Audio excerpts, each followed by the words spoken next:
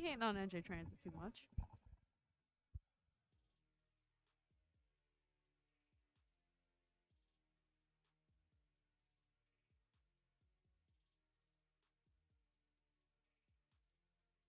I don't think we're streaming yet here.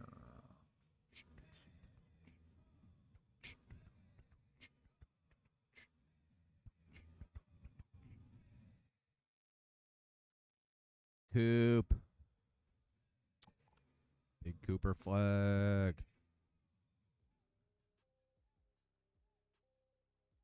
All right, we're up. I got the text. Dewberry said we're up, so we're up. We're going to go. We're up. Hello, everybody. It's Magic Game Day. I'm Jake Chapman. She's Chrissy Birdsall. We're up here on the radio deck. The Perch, as we affectionately refer to it, and we're wrapping up our 4-game homestand. They go by so quick, don't they?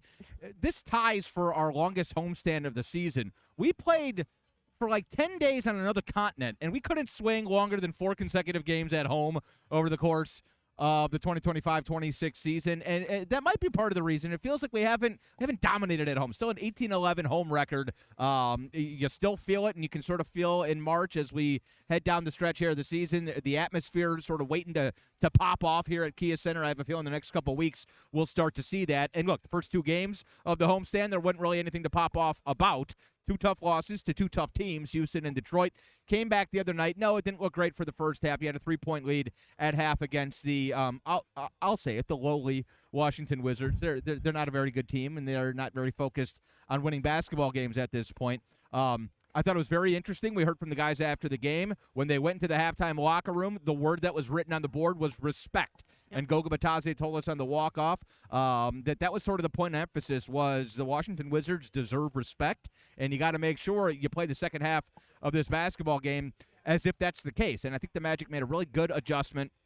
It's not to say that for the first 24 minutes they weren't respecting the Washington Wizards, but it looked like they said, okay, enough playing around. We're going to take care of business, especially in that third quarter. They outscore Washington 40-27, end up winning going away 126-109. So a TCB sort of win. You took care of business, right? I like that. Against the Washington Wizards. Thank you. It's not necessarily original, but it felt appropriate there. And now you got to do the same tonight against a tougher test to be sure in the Dallas Mavericks, but a Dallas Mavericks team that has essentially punted on the season just like Washington did. They've lost 14 of the last 16 games. They're out of the playoff or the play-in picture. I think they're 6 games behind the 10 seed in the Western Conference. So a very unlikely chance of them playing anything beyond game 82. Mm-hmm. And Cooper Flagg has missed the last 8 games. Now, we're getting reports. He was upgraded from doubtful to questionable for this game. He's got a mid-foot sprain. The likely rookie of the year, top pick out of Duke, in case you've been living under a rock. He's very, very good. But there are reports that he's going to play tonight. We were watching him just a moment ago go through his pregame warm-ups. Nothing has been confirmed. So we are not reporting that Cooper Flagg is going to play. If you go on Google, Twitter, social media, wherever, you will see reports that he is going to play. But we've got nothing official from the team. We just spoke with their team broadcasters. They say they're not sure. They don't know where those reports necessarily are coming from. So we don't know if we'll see Cooper Flagg here tonight. But you are going to see a Dallas team that, like I said, I don't think winning is the emphasis with this group, Chrissy, but certainly it'll be a tougher test than you saw against the Wizards the other night. Whole bunch of 22 and unders in Washington. They just sort of rolled the ball out there. It's a Dallas team with Jason Kidd as their head coach, with a couple guys along the front line, Daniel Gafford, P.J. Washington, Dwight Powell even, who are veterans. It's just going to be a little bit tougher a test tonight, I think. Yeah, it really depends. And excuse me if I'm repeating myself, but I remember Desmond Bane saying before the All-Star break that when you get to this point in the season, everybody's on their own path. Let's say that. Some teams are competing for championships and fighting for a spot. Some teams are playing for meaningful basketball, trying to keep themselves out of the play-in or fighting for a spot in the play-in. And then there's some teams, like you saw with Washington on Tuesday, and maybe even a little bit with Dallas, what we might see tonight, where they're just looking to build their roster, build some of these guys up, get their experience, some of these guys fighting for contracts maybe, fighting to keep their spot on the team next year. And Bane said that for the Magic, they're going to be playing meaningful basketball down the stretch. For the Dallas Mavericks, Well, time has to be seen. So it'll be interesting to see. I know we were looking at the injury report. The latest 5 o'clock says that Cooper Flagg is questionable still. So there is still a chance he might play, but we're not 100% sure. There's nothing official yet. We might hear that sometime after Jamal Mosley speaks. But looking on the other side, actually, Jamal Mosley spoke to us this morning talking about some players that we might get back. Anthony Black went around shoot-around this morning. Wendell Carter Jr. participated in shoot-around this morning. Jonathan Isaac did not participate in shoot-around this morning. So those three status all questionable at the top of the hour here. And for the Listen to you, the top of the hour. Top of the hour. Yeah. Get a little newsy up here. Get a little newsy. Well, we are a news source sometimes. Sometimes, yeah. Sometimes. Allegedly. So it should be interesting to see. There's a lot of moving parts coming into this game. I mean, even going into Tuesday's game, Wendell Carter Jr. wasn't announced out until, 5:55? Right. And Goga Bitadze slid into the starting lineup. We know that he's prepared to slide in whenever his number is called. It's going to be a matter of who else needs to step up to the plate when they get their number. Yeah, real quick, before we dive into guys coming back and who we should have available here tonight, the boy Goga Bitadze, we talk about the next man up mentality. We talk about what it means to be a good teammate. And I think, and I asked Coach Mosley about this morning, and he went out of his way to make sure Goga got his praise and his flowers post-game on Tuesday night. When Mo Wagner was on the brink of coming back, and that was late December. Mo's been back 20 games now, I guess into January, I should say. But it had to have entered into Goga's mind as Mo was getting closer and closer to his return. Those are probably my minutes, right? There's usually not enough minutes for three centers. And I think you had a sense that, especially with the way the second unit was or wasn't scoring the basketball, that Mo was going to be needed in his offensive role. And he's absolutely delivered. I wish we had him for more minutes right now, but the bottom line is for about 13 minutes a night, you have one of the best backup scoring centers in the league on the floor in number 21. And so Goga had to deal with all of that. He had to stay ready mentally, and for him to have woken up on Tuesday, which I'm pretty sure was the case, and not necessarily had a sense that he was going to play in that game. I'm sure Wendell had informed the proper channels, but Wendell was going to try to gut through it and play the game anyways. And it was bothering him as late as 5:55, as you mentioned, and Goga, stayed ready so that he didn't have to get ready, and went out and played a really good basketball game. And granted, it was against the Wizards and the competition notwithstanding, but you got 21 good minutes out of him, 9.6 rebounds. He defended. He runs those dribble handoff sets very well. I was just really happy for Goga that he got that opportunity. And one thing that we've been saying the last few weeks, really since the All-Star break, and that Jamal Mosley has said several times, is that everybody is going to get an opportunity more than likely this final month.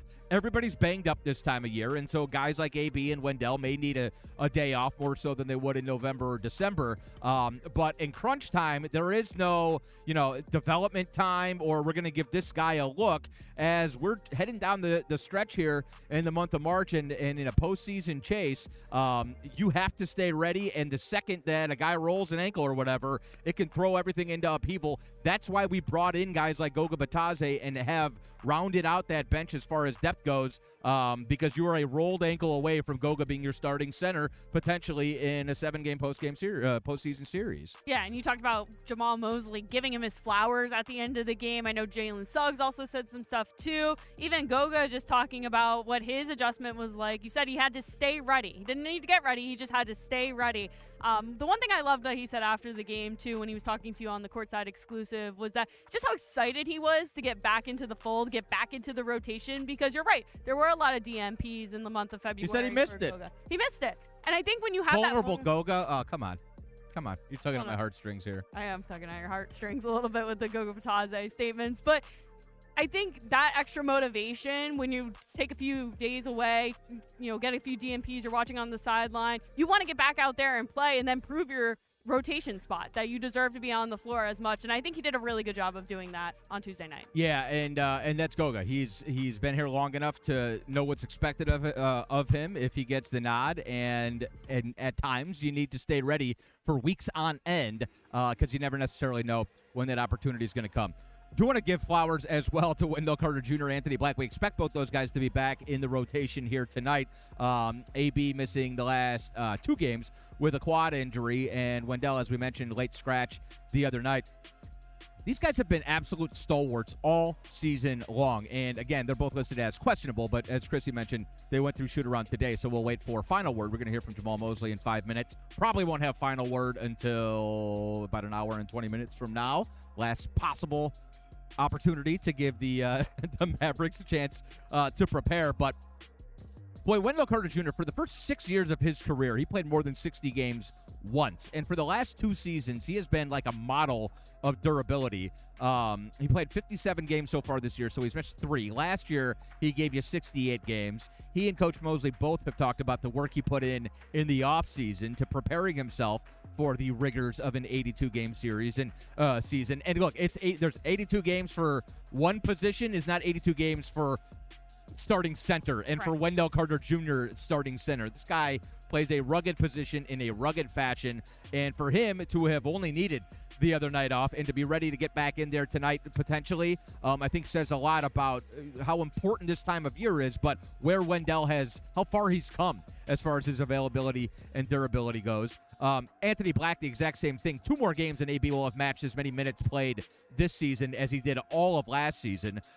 He has obviously bitten off a much bigger role and been asked to do a lot more. He's been outstanding.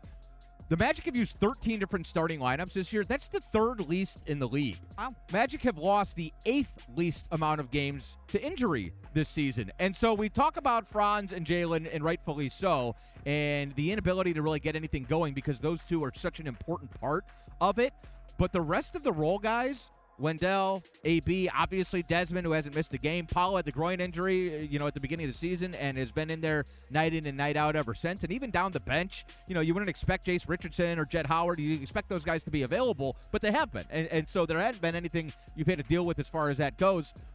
Yes, the season has been sort of sidetracked because of Franz and Jalen's injuries, but everybody else has been a dog this year. And I think it's important to recognize that and to commend them for that. Yeah, and we talked to Wendell Carter Jr. a few weeks ago, and he was talking specifically about wanting to play more, the mental and physical challenges that come with that, the effort that it takes in the preseason, in the summer, just to get your body right, to be able to go a full 82 or at least over 60 games per year, and he's done that for the most part. 57 games this year, missed the last one with that rolled ankle. And I think more importantly is, being on the court's one thing, but also putting up the stats as well. And I know in early February, his numbers weren't what he really wanted them to be, but his last 3 games in February, 15 points, 20 points, 16 points, 2 of those on that West Coast road trip in LA. He's starting to get back into his groove a little bit, and I think the longer he continues these streaks of playing more minutes and getting comfortable on both ends of the floor, I think those numbers will start to get a little bit more consistent as well. Should we talk double-double Dell? Is Lewis in the chat?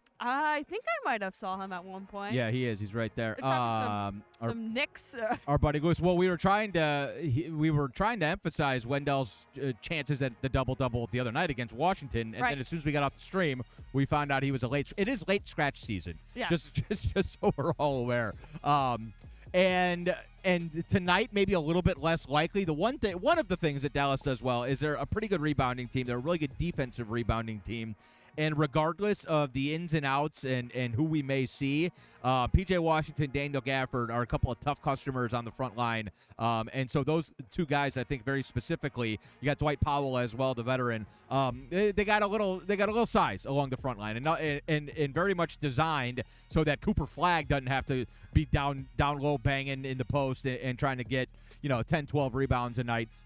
They've got some dirty work guys to take care of that stuff for them. So I think, double Dell, maybe not tonight, but we are going to need Wendell Carter Jr. for sure, and his muscle going toe-to-toe with these guys on the front line. Yeah, and rebounding has been this one thing in the last couple of games has maybe started to creep up as an issue. Not sure if it was related to Wendell being out on Tuesday No, it's been bad. I got numbers right here. Last 10 games, we're 28th in rebound percentage. We can't have that. Yeah, and you think about that Washington game. Washington had 13 offensive rebounds for 12 points. Washington's not an offensive glass team. No. So that has been something. Now, there were a lot of misses, so they had a lot of opportunities. But you're right. It felt like at times like that Phoenix game, there have been a few games where the offensive rebounds were a huge issue. And we're such a good defensive team typically that it's really a backbreaker, it feels like, when you defend well for 24 seconds and then you can't finish off the possession. And so you're right. Like, I think that's one of the Achilles heels here, and it's one thing that you've been doing this with me all season. Every game, I think rebounding is a big key for our team, but we can't be a bottom 10 team. Like, okay, you're gonna have off rebounding nights, but 28th in rebounding percentage over the last 10 games, we got to get that up to be sure. Yeah, and I think about what Coach Mosley said this morning about scouting this Dallas team. And, Coach Speak always has certain keys to the games, but he did specifically mention rebounding because Dallas is a very good rebounding team. And this is a team that's also really good in the paint. They're 9th in points in the mid-range, 4th in points in the paint, and 3rd of percentage of points in the paint, basically making half of their shots inside the paint. And that's going to be a big matchup. You mentioned the two guys on the inside for Dallas, but for the Magic as well, they have to be able to defend in the paint, close out with the rebounds, and then also get some points on the other side too. Yeah, and I think if we sort of trust the bread and butter, what a nice bounce back effort the other night for Paolo Banchero. It's a Dallas team that struggles really on both sides of the ball, but defensively, there's just a lot to be desired. And so whether it's Paolo getting in close to the bucket, I have a feeling we're going to see a lot of change-ups and curveballs defensively tonight. Jason Kidd throwing zone out there, maybe throwing a whole bunch of different looks at Paolo. He's going to be like a mad scientist tonight. This is the type of stuff that if you're Jason Kidd, you get excited for. Can I slow down Paolo Banchero and Desmond Bane with this ragtag group of guys? And so in my estimation, I think this might be a game where guys can get going from the three-point line, especially if they're running zone against us, and if we feel like we're shooting the ball well, maybe it's a game where Des hits 7 or 8 triples. I think you should be able to knock down some threes tonight. It just feels like paint points is going to be a battle to keep an eye on, but it might not. You don't want to rely too heavily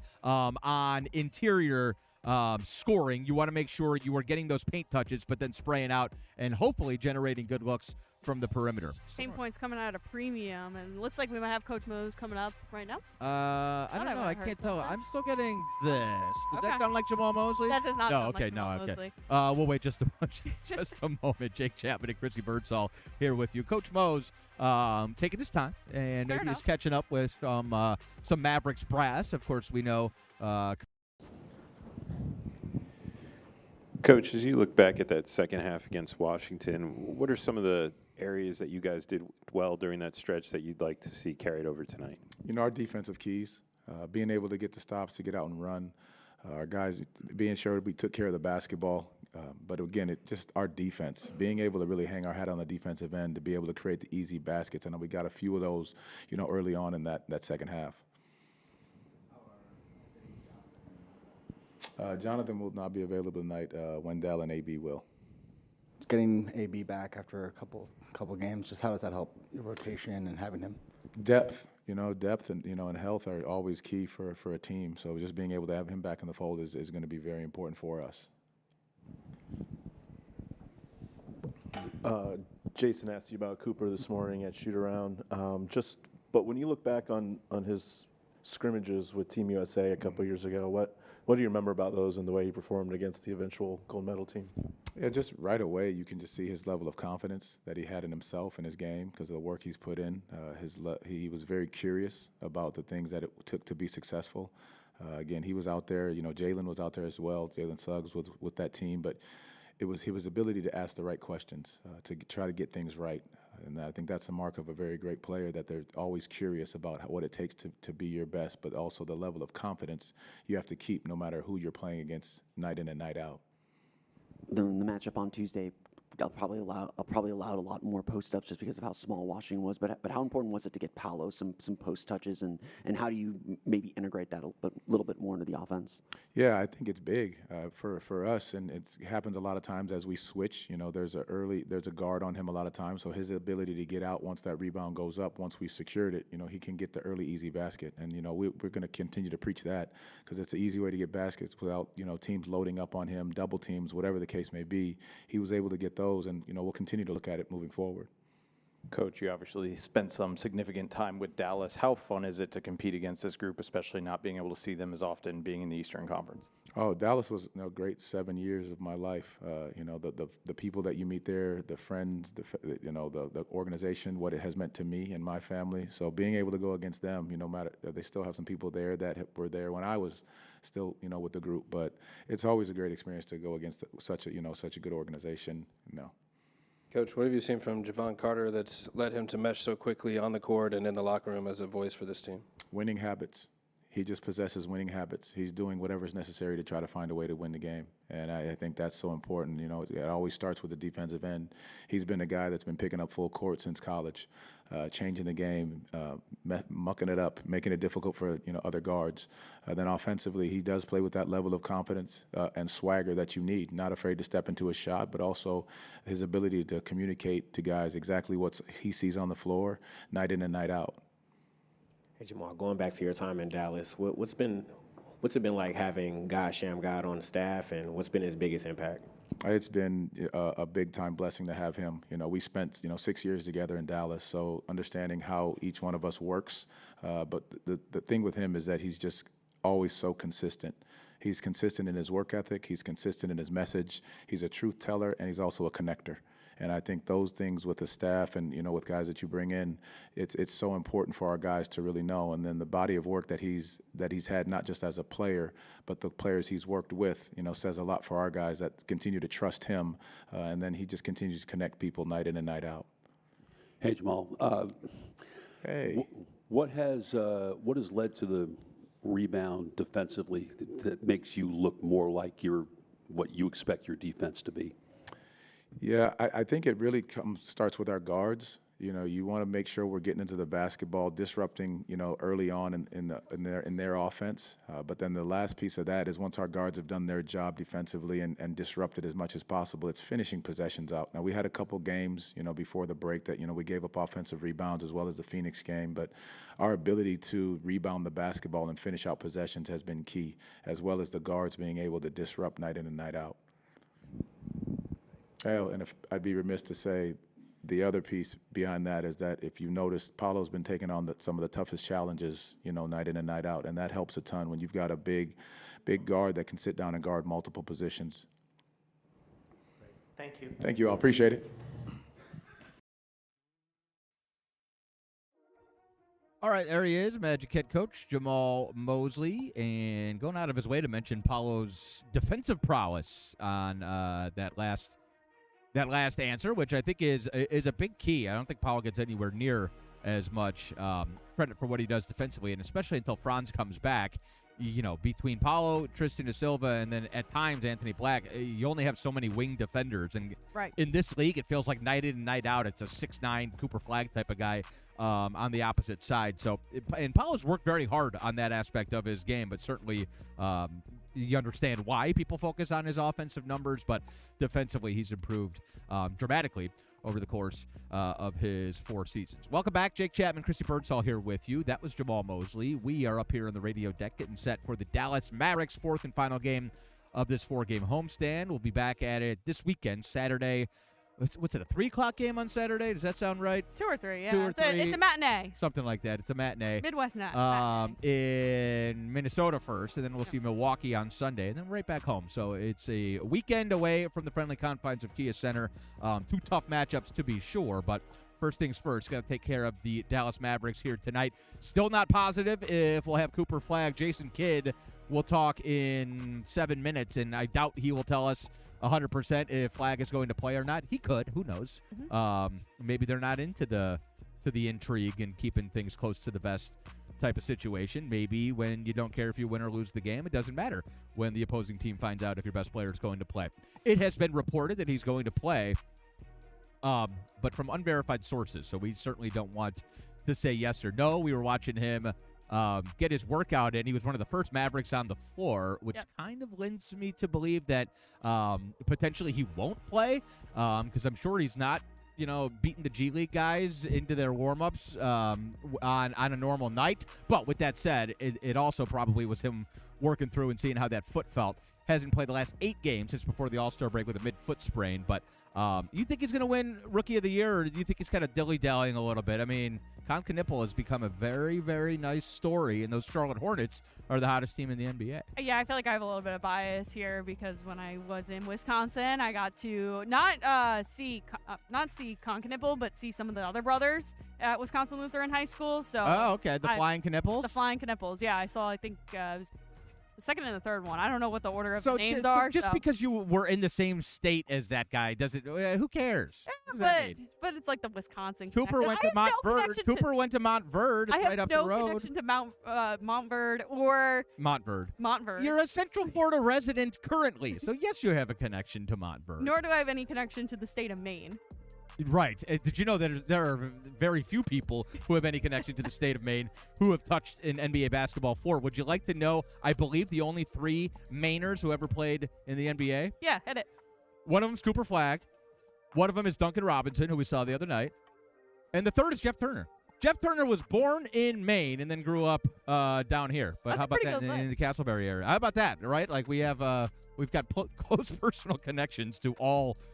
I'm pretty sure those are the only 3. There might be one more from back in the day, but not a ton of Mainers in the NBA, but almost all household names, especially if you know JT and if you have anything to do with the Orlando Magic or Michigan Wolverines basketball or Montverde. All right, Jake Chapman, Chrissy Birdsall. We are on 96.9 The Game tonight, our flagship station, 6:30 for the pregame show. Brandon Kravitz will take you through that. I'll have the call beginning at 7. If you want to stream us, the Orlando Magic app, iHeartRadio app. Outside of the listening area, you can always stream us on Sirius XM. We're on NBA League Pass Audio. What do you got? I would say I kind of want to crack open the quote book, even though I did kill my pen in the middle of this, so first time for everything. Jamal Mosley quote book, or do you want to go back to the other night? No, I want to go to Jamal Mosley because of what he said about Paolo Banchero. You mentioned him talking about his defensive effort, but there was a lot of talk about getting him in the post, getting him in the paint. We were talking about that right before Jamal Mosley came on, and there was a tweet from Josh Cohen that he had posted yesterday, those kick-out rates from Paolo Banchero, that the Orlando Magic are shooting over 43% from three-point range off Paolo kickouts, 4th best among those with 125 plus of those passes. So good company for Paolo Banchero. But the one thing I wanted to ask you about him is, does he wake up and look at the calendar and see it's past the All-Star break and then just decides to go nuclear on both sides of the floor? Because we were talking about it before the show, just some of his numbers post All-Star break, even going back to last year, you've mentioned it on this stream a few times. What happens to him post All-Star break? Well, he turns into an MVP candidate, and great players do that. Like, great players have a sense of how and when to turn it on. And sometimes, like last year, he was dealing with that oblique injury early in the season, and so it just felt like that was when everything kind of settled down. He and Franz Wagner could finally get down to business, and you saw that. But going back and you mentioned last year, he and Shai Gilgeous-Alexander have the 2 best scoring averages in the NBA in the month of March going back to last season. Now, granted, it's March 5th right now, so not a huge sample size for this year, but his 37 the other night I don't think hurt those averages at all. He's a big-time player, and he has a sense of how to be playing his best basketball at the most important time of the year. But going back 2 seasons now into any of his postseason appearances, which again is a very small sample size, he has been the best player on the floor, arguably in both playoff series he has played in, which we both lost. But if you go, I would say Mitchell probably was 2 series ago, but Paolo was right up there going toe-to-toe with Donovan Mitchell for 7 games in the opening round against Cleveland. Tatum was injured in the series last year, but Paolo was just as good as Jaylen Brown, in my opinion, in that series, and he averages just under 30 points per game in the playoffs, let alone just under 30 points per game in the month of March the last couple of years. So when the lights are brightest, he is at his best, and that is not something you can say about many players. He's that good. Yeah, and he's coming off of that strong game against Washington, as you mentioned. A good bounce-back game for him where he had the 37 points. Limited his turnovers, too, because the night before he had 9. I think he only had 2 in that last game. Yep. So expecting some good things from Paolo Banchero as we head down the stretch here. Yeah, and one other thing with regards to him is he's up to over 8 free throw attempts per game since the All-Star break. Another small sample size, only 7 games. But as defenses start to tighten up, and some defenses, as you mentioned, with what Desmond said, going on their own path. Like Washington, that was the opposite of tightening up. They were just letting you go, and if they felt any need to try to slow you down, they just kind of hacked at you. But what happens typically in March is it's either a clear lane through the lane into the bucket if you're playing a Washington, or it's like a rugby scrum. And when games matter, it becomes only the strong survive when you're talking about in close to the bucket. And Paolo Banchero was built for that level of physicality. Guys don't want to get in his way when he is determined to get to the paint, but you can't do that for 82 games. So I think as it gets more and more important and the spotlight shines a little bit brighter, Paolo becomes a little bit more linebacker Paolo, and I'm excited to see that certainly these last 22 games. She's Chrissy. I'm Jake. That's going to do it for us. We will wrap up the 4-game homestand here with the Dallas Mavericks, and then we'll be back next week. I don't know who we play, and I don't know what day we play it here at Kia Center. I just know that after that 2-game homestand or road trip, we'll be back here for another homestand. And so that is when we will talk to you. Magic and the Mavericks coming up. Until then, go Magic.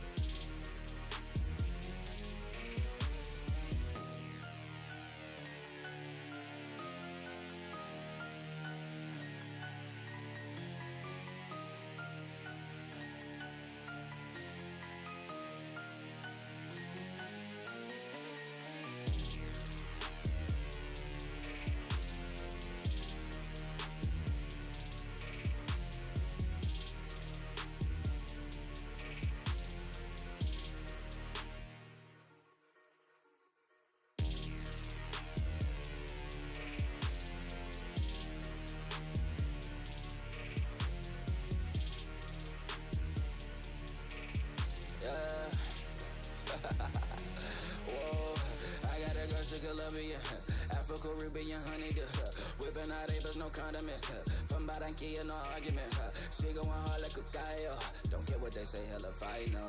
I'm chilling with babe with my eyes closed. Got the champagne with my blindfolds. I'm on your flight in Miami. Chopping and dripping with Moochie the family.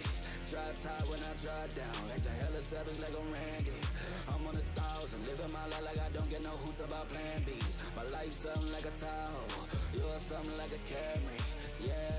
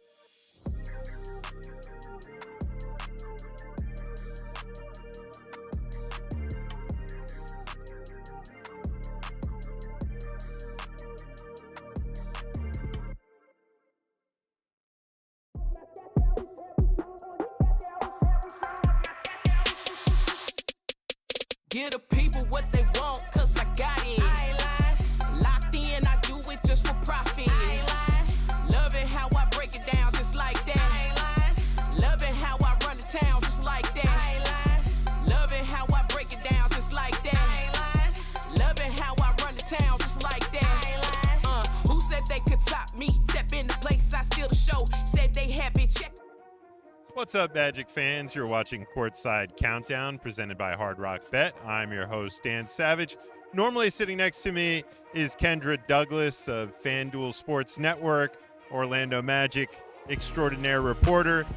She is actually back right now getting some interesting stories for Kendrick Corner for this upcoming road trip, so I'm going to hold it down for her for the next couple minutes as we get into the storyline between tonight's game between your Orlando Magic and the Dallas Mavericks. And when you look at this matchup tonight, there's a lot to be excited about. Cooper Flagg, the number 1 overall pick in the 2025 NBA draft, is expected to play tonight for the Dallas Mavericks, and that is some exciting storylines as we consider the last number 1 overall pick from Duke was the Orlando Magic's own Paolo Banchero. So we'll get into all those storylines, but first we're going to take a look back at the Orlando Magic's win over the Washington Wizards. There was a lot to like about that win, especially in the second half. The Orlando Magic just started to take over, but early on, they were aggressive attacking their rack, and that was a theme all night as the Magic got downhill against the Wizards and were able to put up points. And we see guys in transition like Desmond Bane kicking ahead to Paolo Banchero, so effective in so many ways, doing it well against an undermanned Wizards team who had about 9 active guys in that performance.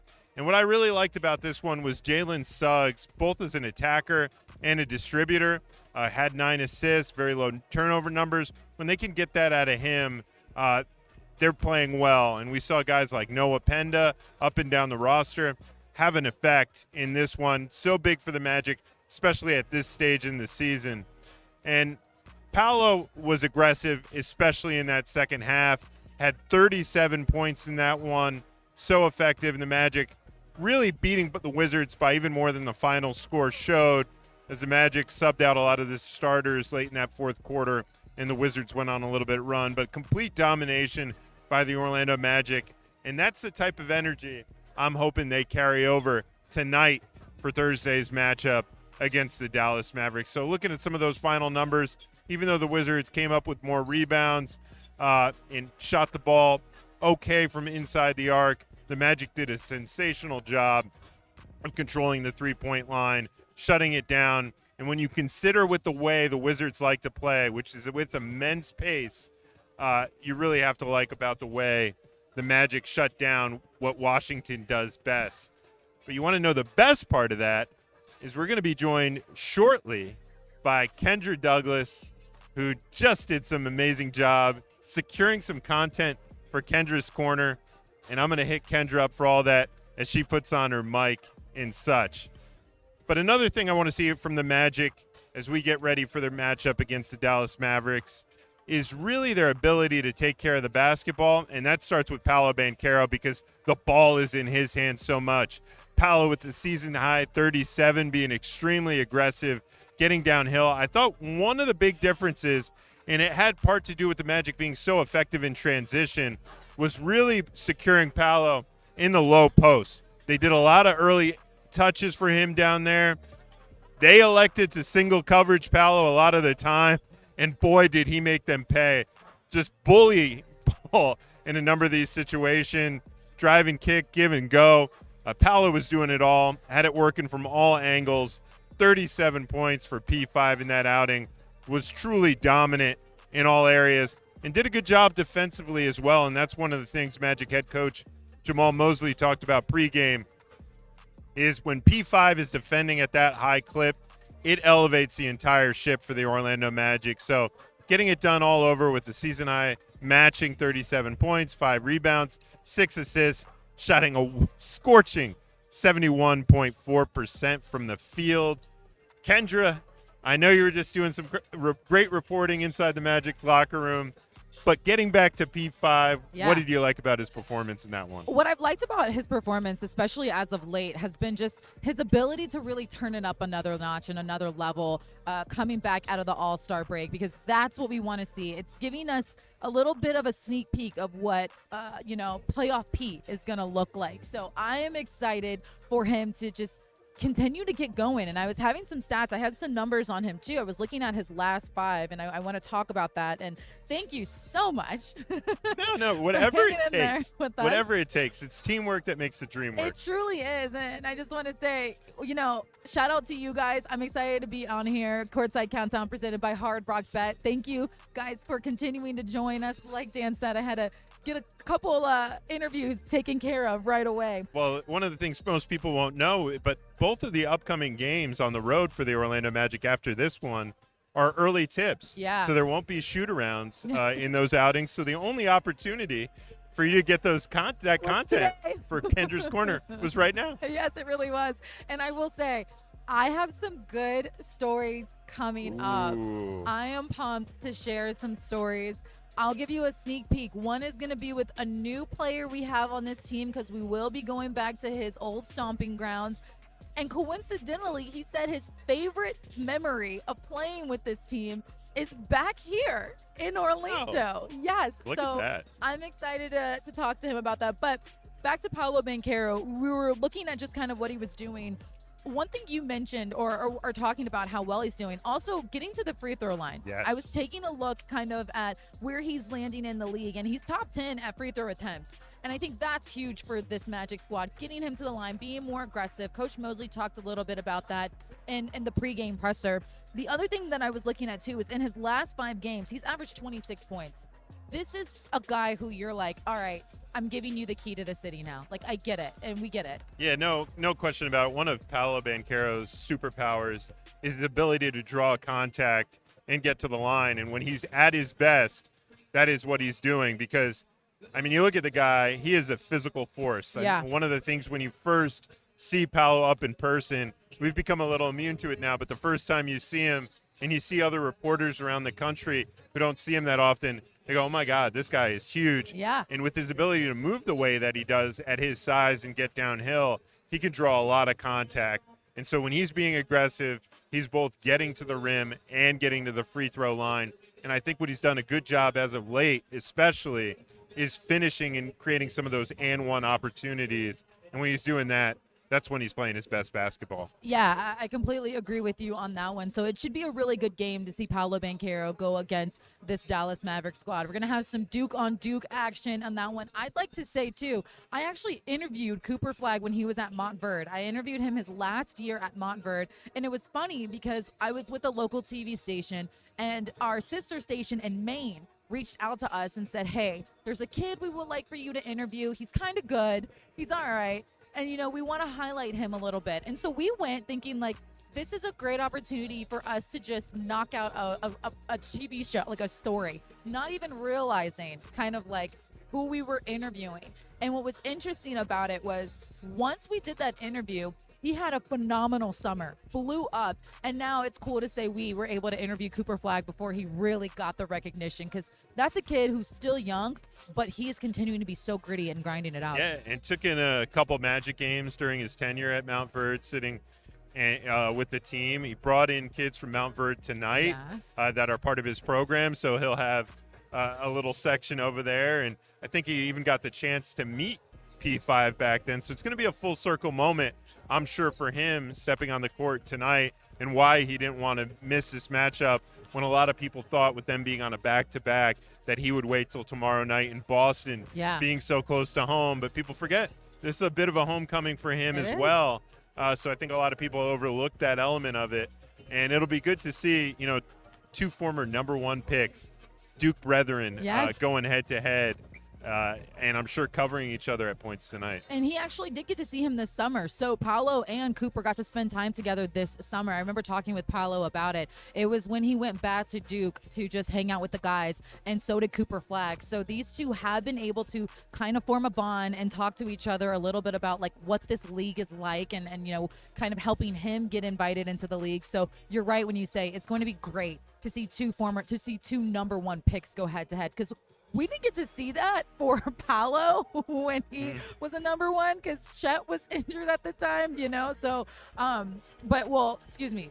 Just we didn't get to see him and Chet go at it. But now it'll be cool to see Cooper and Paolo go at it. So I want to get some of your comments real quick before we. I will say really quick that one guy who may not be happy to see Cooper out here is the guy who does Turner's Turn, Jeff Turner, because oh yes, JT Mainer has a lot of those Maine records. I'm pretty sure in short order, Cooper might be taking some of those. So, you're so right. We'll have to get JT's take on Maine native stats. I love that. Stuff We like will. that. We will. Oh, I love that. So some comments you guys are giving us saying, is AB back tonight? Did you answer that one? Yes. Yes, first Anthony AB Black. is back tonight, as is Wendell Carter Jr., but Jonathan Isaac won't be able to go tonight with a sore knee that he's dealing with, kind of off and on a little bit. So hopefully a rest tonight, and we see J.I. back for the start of the road trip. No, he was close to giving it a go, but unable to do so tonight. Lewis said Kendra is on tonight's injury report as a game time decision. It was close. It was close, but we upgraded her to probable, and then she made a showing. And then they made a showing. I love that. I love that. Some more comments on that. I see what you guys are saying. Not going to be a brotherhood tonight. No, it is not. That's a good one. That's a good one. And then we need that Mo and Wendell Carter Jr. wall built out for our scorers to drive in for some easy buckets. I love that. I want to talk a little bit about this upcoming game. And let's kind of switch gears a little bit. We're going to talk about Desmond Bane and what he's done so far for this team.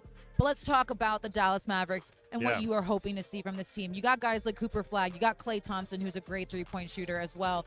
What do you want to see out of guys like Wendell Carter Jr. and Mo Wagner against this team tonight? Yeah, the Mavericks have a lot of different guys playing at a lot of different times. So it's really hard to define how they play, much like the Wizards team who had guys in and out of the lineup. But they're going to try to play with pace.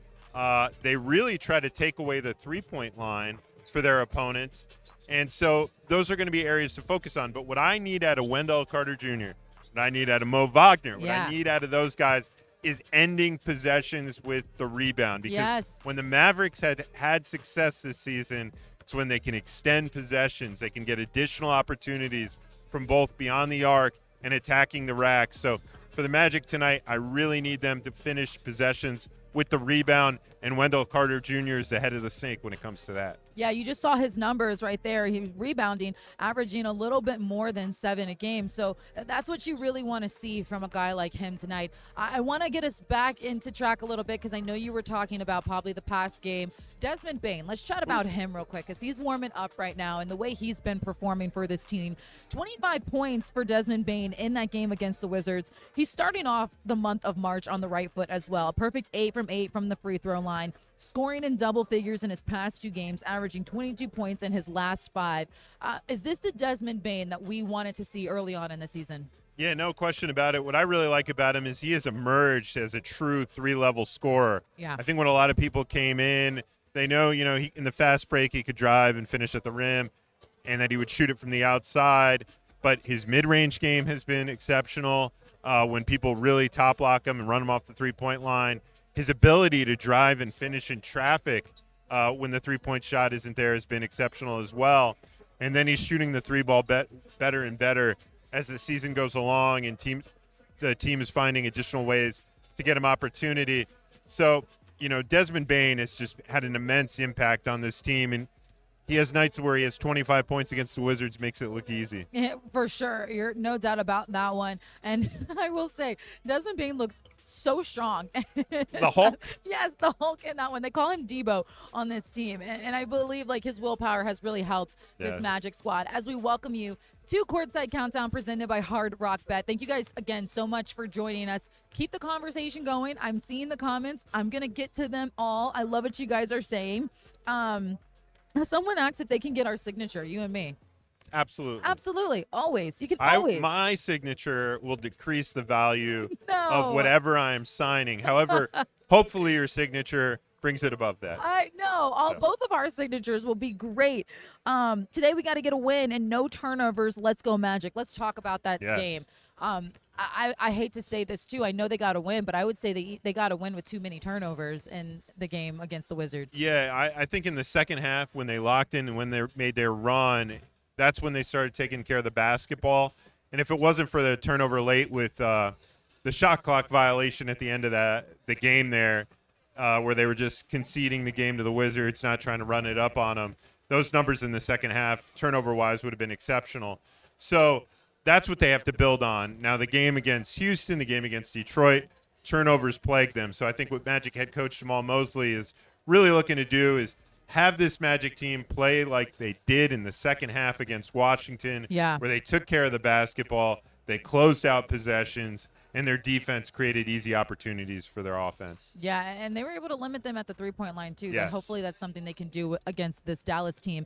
One of the comments I see is they loved Goga's minutes. Let's talk about Goga Bitadze as well and his performance in that last game, because this is a guy that, doesn't always get to see time, but he was able to get those minutes as well. Noted that I mean, this isn't the first time. We saw in the comments last time going into this game, people wanted to see Goga. They wanted to see him play. He got the start last night in that last game. 9 points for him. But those 6 defensive rebounds from Goga Bitadze, I think, is what's really key for him. Yeah, his presence around the rim, both as a finisher, as we see right there, Goga taking flight, and then also, protecting the rim as a big, true 7-footer, taking up shots around the rim. So I think what Goga gives you is a true inside presence. And what most people may not know, what the biggest challenge for Goga is, look, this guy hasn't played in a while. He gets tasked with starting, does it well. But what the most impressive element of that is Wendell Carter Jr. went through shoot-around that day, which means Goga's just kind of an observer in that situation of what's going on in the unit. He's not truly walking through it. And so for guys who may think they're not playing, they may not pay attention to that, whatever, if they're not a true professional. Yeah. But Goga stays locked in, and I think that's what Magic head coach Jamal Mosley in his post-game press conference was giving such complimentary praise for Goga, was that regardless of whether he's playing or not, he's locked in during that session. Yeah. And it's his ability to stay locked in like that why he had such success. So I could see Magic head coach Jamal Mosley rewarding him with some additional minutes, even if he's not, even if Wendell's back and other guys are getting playing time, because you have to reward a guy like that for just staying locked into the details. You sure do. I mean, this Magic squad, they need everyone to always be ready and available at all times, because you don't know what's going to happen. And especially this time of year. Yes, and I think we've learned the next man up mentality is crucial with this group for sure. But the guys talked at shoot around, so let's listen to what they had to say. Coach, as you get ready for this Mavericks team tonight, what are some of the things you want your group to do and build on from that win off the Wizards? Yeah, I think the thing that we keep talking about is our defense, what we can do to sustain our effort there. Obviously they have guys in and out of lineups, guys that haven't played in certain nights, but understanding what we do. And our thing is our ability to protect the paint, get back in transition, know who we're closing out to, defending the three-point line. But more importantly, it's about how do we finish possessions off with the rebounds. These last 11, 12 games, kind of starting with the homestand before the All-Star break, been to kind of reestablishing that defense and kind of getting that rhythm back as you get into kind of the grind to the end of the season? It's huge. I mean, we talk about wanting to play your best basketball in March and April, and being able to understand what we need our guys to be doing and what we need to be doing as a group. And it does start with the defensive end. So the homestand was good to go through, and then resetting ourselves after the break and just understanding exactly how we need to continue to play. We welcome you back inside the Kia Center while watching Courtside Countdown, presented by Hard Rock Bet. Kendra Douglas Savage says, I want to get to some of your comments. And Dan, I want to get to some news you have for us as well. So let's get to your comments first. One comment said, I was so excited for the trade for Bane, but had no idea he was this complete of a player. What do you have to say for that kind of comment? About how Desmond Bane, this person had no idea that he was this complete of a player. Desmond has impressed me even. Look, I went through and watched a number of his games leading up to the season that he played with the Memphis Grizzlies, a lot of the biggest performances, some of his weaker ones, just trying to get a sense of what he looks like in his great games and in his rough games as well, to give a baseline for that. And look, he was a guy who handled the ball at times when Ja Morant was out, and yet I still didn't fully appreciate with his ability to finish through traffic, have that scoop shot around the rim. That is something he has unlocked, and I think has elevated his game to another level, and has really made him a true 3-level scorer. Yeah. And now teams have to decide: do we play up high on him and allow him to do that, or do we allow him to take the 3-point shot? And regardless of what decision they're making, Desmond's making him pay. And Magic teammates are starting to realize we can get him in the ball in different situations, and he could be effective. And we're seeing him numbers just continue to elevate and rise. Yeah, we sure are. Another comment, I'm excited to see what AB is going to bring tonight. Another one is I want to see Goga continue to start. Someone said that these guys had me worried in the first half. Not going to lie. I understand that. This team will keep you on your toes for sure. Another comment is Jevon Carter. Now, Jay Curb, I'm confused. 2026 Chucky antics. Do you know what he's trying to say? I am not sure what he's saying. I just hear Jeezy behind me. Oh, Chucky Atkins. Chucky Atkins. Chucky Atkins. Oh, okay, Sorry, yeah. I read that so wrong. Oh, okay. He said 2026 Chucky Atkins, and that's what he's referring to him as. Gotcha. Effective. Yeah, so that's what he's saying. He's saying that that's who he believes he That's is. a throwback Magic play. I know. So I'm trying to get to the first comment Jay Curve said about it, because he did talk about this. Either way, he likes the way that Jevon Carter is playing right now. Yeah, no question about it. I think the thing that's impressed me about Jevon is his willingness to be vocal both in the locker room and on the court in timeouts. You see him pulling guys aside. I think he slow played that a little bit, which is the right move. Yeah. Had some, vocal activity early, but the fact that he got playing time, made the most of it over that course of that West Coast trip, really started to impress his teammates. And, he's a no-nonsense guy. You've seen that when it comes to practice time, shoot-around time. He is locked into his work. There's no joking around. Yeah. He is focused on doing things. And I've seen him, even in the practices, shoot-arounds, when he sees something he doesn't like or, thinks somebody could be doing better, he's the first one to speak up about it. And I think that starts to set the tone for the Magic's younger leaders. Very impressed with Jevon Carter. Yeah, he really is.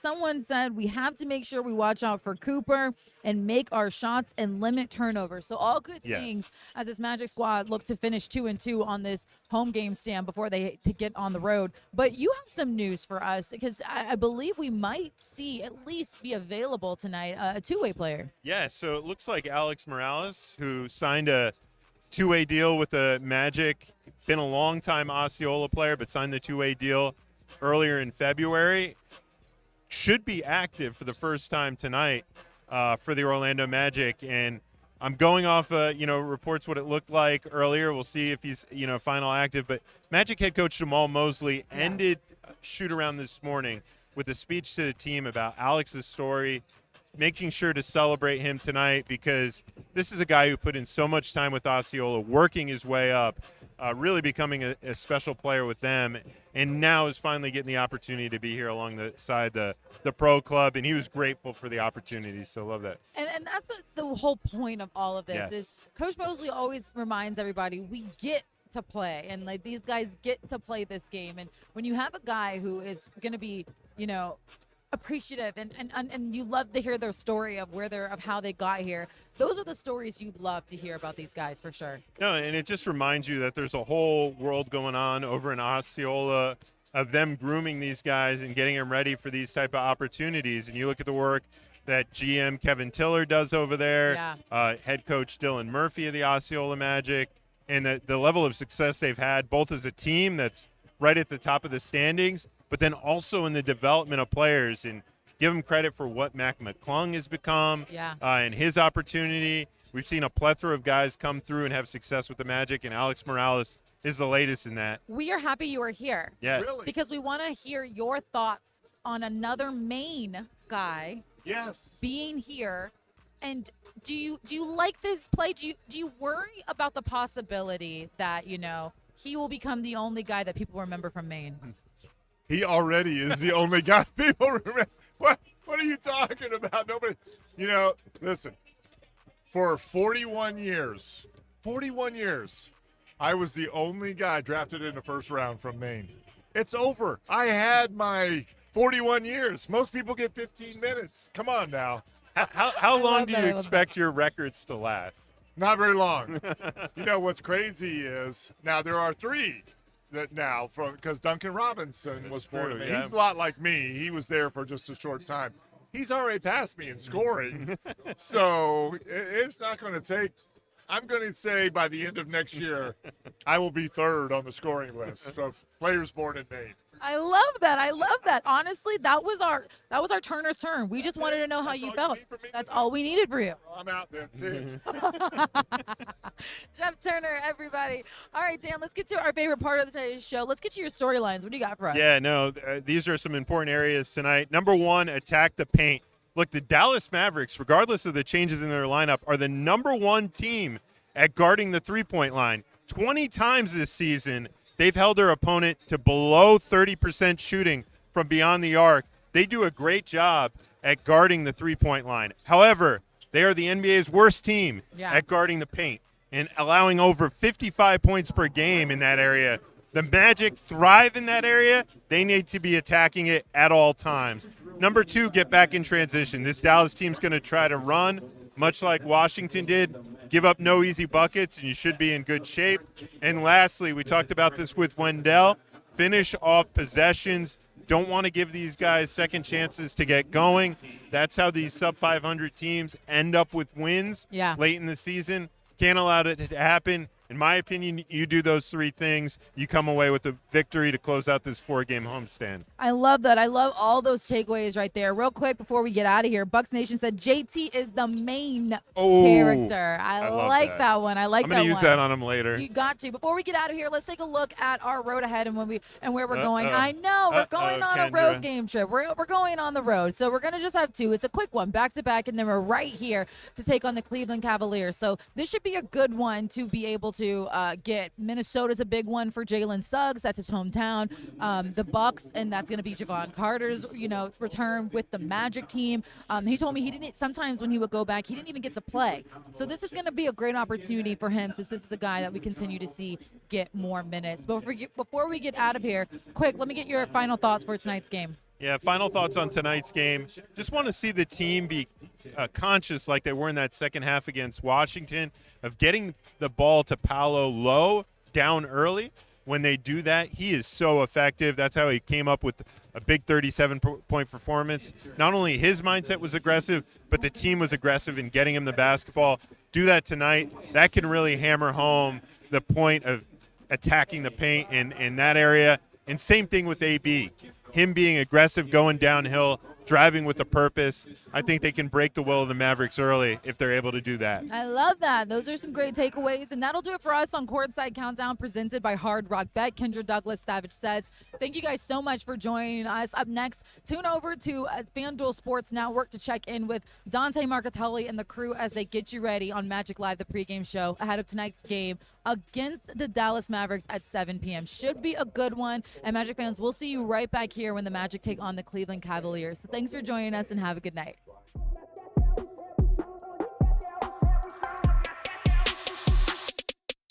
Give the people what they want, cause I got it. I ain't lying. Locked in, I do it just for profit. I ain't lying. Love it how I break it down just like that. I ain't lying. Love it how I run the town just like that. I ain't lying. Love it how I break it down just like that. I ain't lying. Love it how I run the town just like that. I ain't lying. Who said they could top me? Step in the place, I steal the show. Said they happy checking for me, ain't never seen my type before. Love to see me coming, but my haters might just shed a tear. Cause when I put that hammer down, I bet you this whole room clear. Ain't no competition, it's against just me, myself, and I. Checking in the mirror, thinking, how could one chick be so fly? I'm from another dimension. Now that I got your attention, tell me who can do it better. Never the two, never the lesser. Why you all up in my face? What's the deal? Run the city just for fun, cause you know I keep it real. Give the people what they want, cause I got it. I ain't lying. Locked in, I do it just for profit. I ain't lying. Love it how I break it down just like that. I ain't lying. Love it how I run the town just like that. I ain't lying. Love it how I break it down just like that. I ain't lying. Love it how I run the town just like that. I ain't lying. Steady elevating. If you want me, send the budget now. Wanna see some commas on my statements so we cut it now. Shorties from the west, play it close to the vest. Sound off, I wanna hear, say it with your whole chest. Talk behind my back, cause my pretty face is too much. No, you cannot double back. No, you cannot keep in touch. Run your mouth, I run it up. Baby, it's a big difference. Shining like the sun, they can't see me, they can't bear witness. Like, why you all up in my face? What's the deal? Run the city.